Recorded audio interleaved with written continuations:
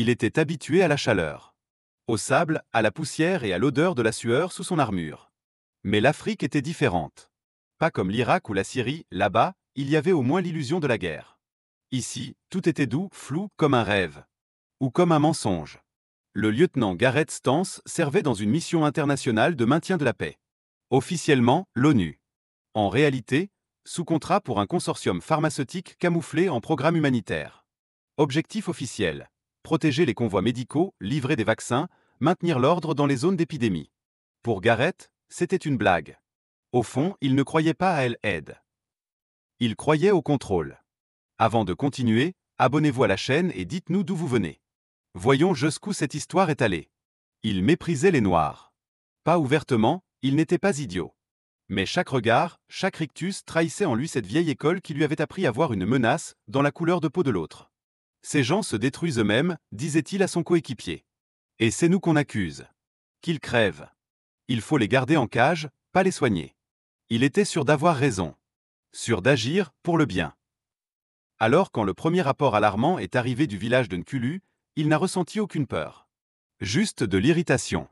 Nkulu, un endroit oublié de Dieu et des cartes. Terre argileuse, maison calcinée, enfants sans chaussures. Ces 6 derniers mois, 74 personnes y étaient mortes. La moitié d'une étrange maladie provoquant la constriction des vaisseaux et des excroissances cutanées anormales. L'autre moitié de panique, de faim et d'impuissance. Version officielle, un virus. Version non officielle, parmi les locaux, une malédiction. En réalité, c'était bien pire.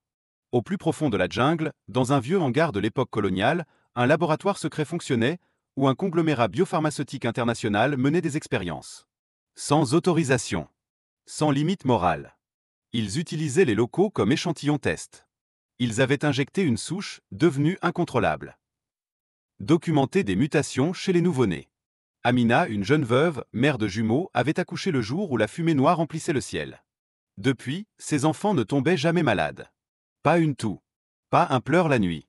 Mais ils avaient une particularité étrange, une peau trop épaisse, des réflexes trop rapides. Comme si leur gène s'était accéléré. Amina appelait ça le toucher de cendre.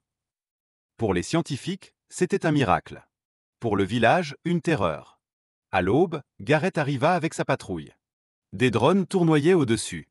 Un hélicoptère chargé de médicaments s'apprêtait à atterrir. Mais parmi les ordres papier, un point spécifique: confisquer les objets anormaux du secteur 4. La femme pourrait résister. Neutraliser si nécessaire. Gareth aimait ses ordres. Sans sous-entendu. Direct. Il s'approcha de la hutte d'Amina avec un sourire. Poliment. Avec une fausse douceur, comme un instituteur venant reprendre un jouet à un enfant. Amina refusa. Ne cria pas, ne frappa pas. Juste dit non. Alors tout devint brutal. Il entra, prit les enfants. Étonnamment léger, mais il le regardait avec des yeux d'adulte. Et derrière lui elle. Avec un bâton. Pas comme une arme. Comme une ancre. Comme un cri. Le jeune soldat tressaillit. Il était nerveux depuis le matin. Quand la femme se rua, il tira. La balle entra dans la poitrine et ressortit dans le dos. Gareth resta pétrifié. Les enfants hurlèrent. Quelqu'un filmait. L'hélicoptère décolla. Et à cet instant, une seule image, le clic d'un appareil photo, arrêta l'éternité. Salim n'apprit pas la mort de sa sœur par une lettre.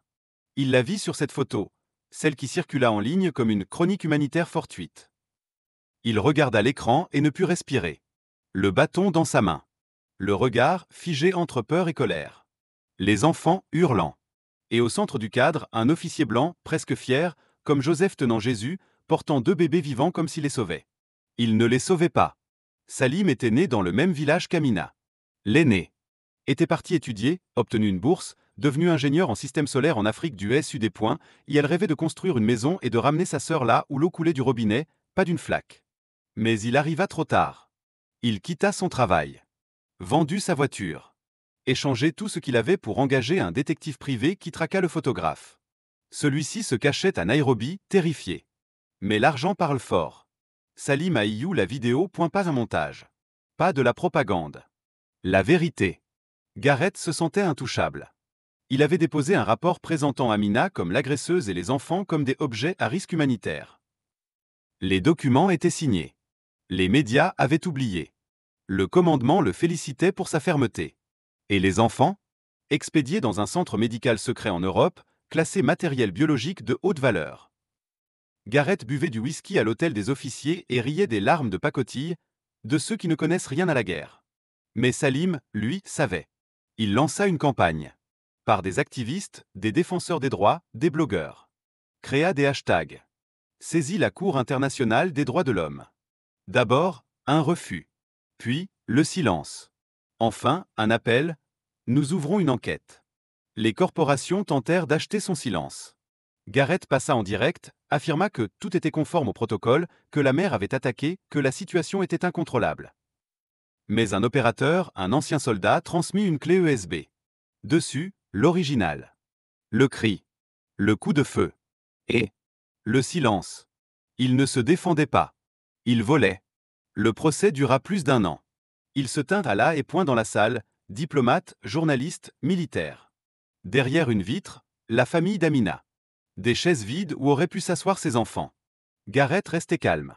Souriait. Avait engagé les meilleurs avocats. Invoquait le chaos, l'erreur d'un subalterne. Mais Salim amena des témoins. La vidéo. Les rapports des labos.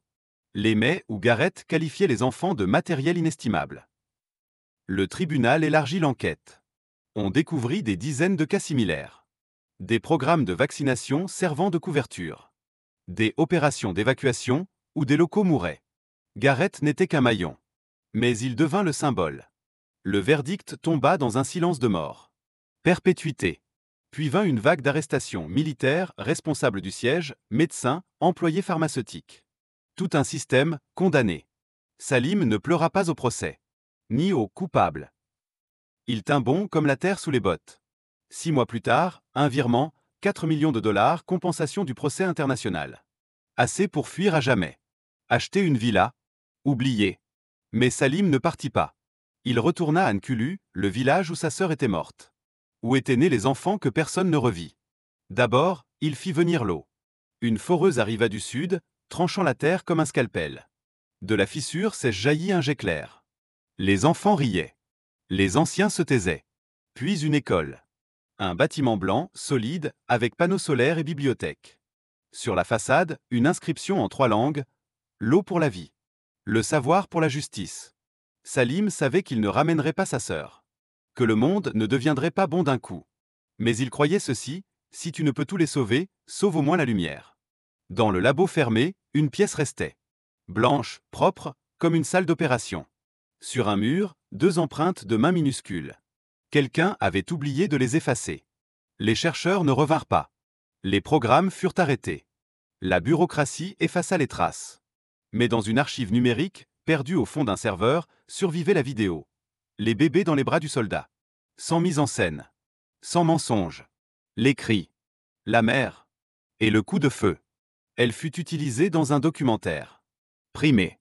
Le monde regarda. Certains éteignirent. D'autres pleurèrent. Mais un enfant en Allemagne, devant l'écran, demanda à son père « Pourquoi on a enlevé les enfants à cette femme ?» C'était la bonne question. Car quand l'histoire vit, elle ne se répète pas. Elle enseigne. N'oubliez pas de vous abonner et de liker. Ça compte beaucoup pour nous.